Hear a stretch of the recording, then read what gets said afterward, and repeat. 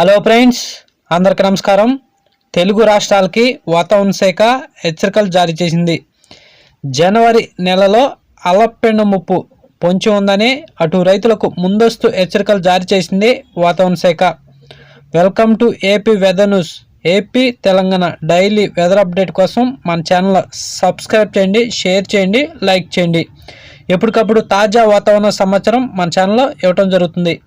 Today weather update ఏంటంటే, ఈరోజు ఉపగ్రహ చిత్రం చూడండి, శాటిలైట్ చిత్రం. ఈరోజు శాటిలైట్ అంచనాలు గమనిస్తే ఇవాళ కోస్తాంధ్రలో చాలా చోట్ల ఎండలు ఎక్కువగా ఉండే అవకాశాలు ఉన్నట్టుగా వాతావరణ శాఖ తెలిపింది.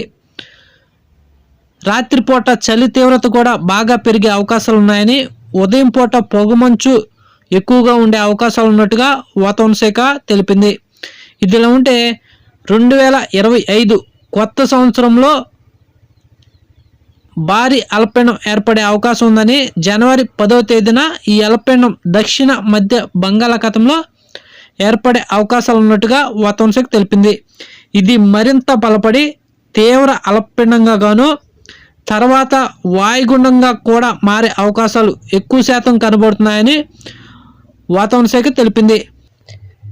ఇదిలా ఉంటే కొన్ని వెదర్ మోడల్స్ తమిళనాడు వైపు చూపిస్తుంటే, మరికొన్ని వెదర్ మోడల్స్ మాత్రం ఏపీ వైపు చూపిస్తున్నట్టుగా వాతావరణ శాఖ తెలిపింది.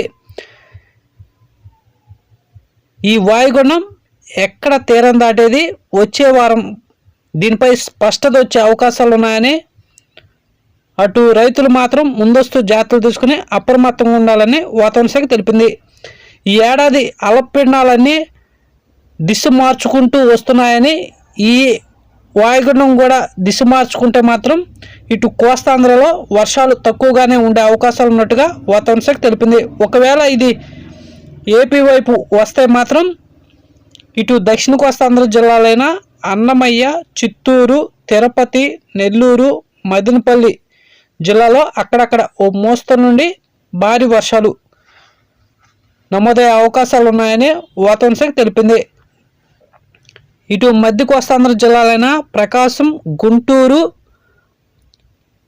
బాపట్ల, తూర్పుగోదావరి, పశ్చిమ గోదావరి, కృష్ణా జిల్లాలో కూడా అక్కడక్కడ ఓ మోస్తరు నుండి భారీ వర్షాలు ఈ అల్పపీడనం ప్రభావంతో అక్కడక్కడ నమోదయ్యే అవకాశాలు ఉన్నాయని వాతావరణ శాఖ తెలిపింది. ఇటు రాయలసీమ జిల్లాలైన కడప, కర్నూలు, నంద్యాల, పులివెందుల, బళ్ళారి, అనంతపురం, సత్యసాయి జిల్లాలో కూడా ఓ మోస్తరు నుండి తేలికపాటి వర్షాలు, రాయలసీమ జిల్లాలో కూడా అక్కడక్కడ నమోదయ్యే అవకాశాలు ఉన్నట్టుగా వాతావరణ శాఖ తెలిపింది.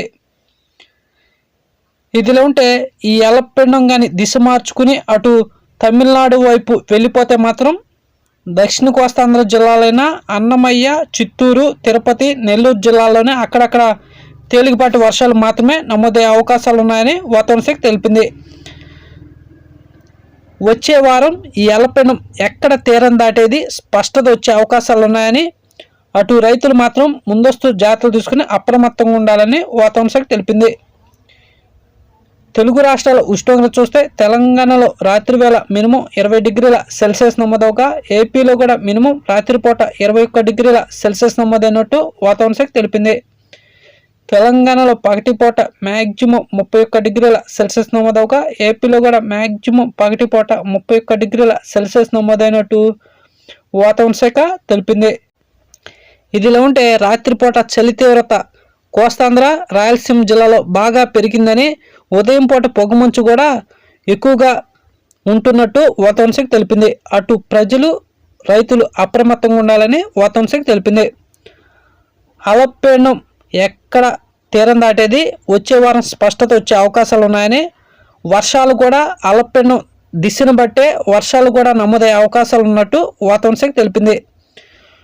అల్పపీడనం అటు తమిళనాడు వెళ్ళిపోతే మాత్రం మనకు తక్కువగానే వర్షాలు ఉంటాయని, ఒకవేళ మన వైపు వస్తే మాత్రం వర్షాలు పెరిగే అవకాశాలు కూడా ఉన్నట్టు వాతావరణ శాఖ తెలిపింది.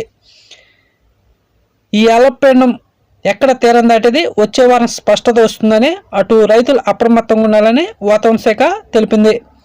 ఇలాంటి డైలీ వెదర్ అప్డేట్ కోసం మన ఛానల్ సబ్స్క్రైబ్ చేయండి, షేర్ చేయండి, లైక్ చేయండి.